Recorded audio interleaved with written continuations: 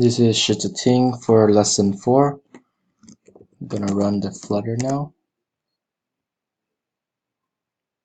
And I'm just gonna pause here till it loads up. Okay, now that we have the app running, we can see that there is some books over here. When we go click on a book here, it shows the book details and everything. And then if we want to edit, all we have to do is type in, let's say, John Smith,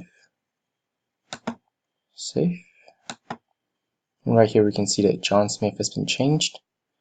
And if we want to add a book, all we have to do is give the title a name, an author.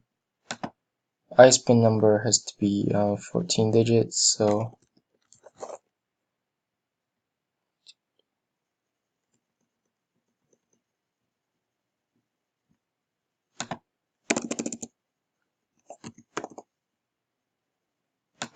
just give some description to this. So it looks like there's too many numbers here.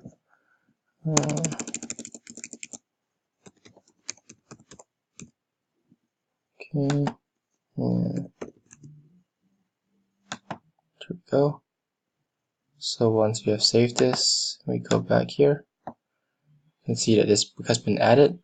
So that's going to be the lesson.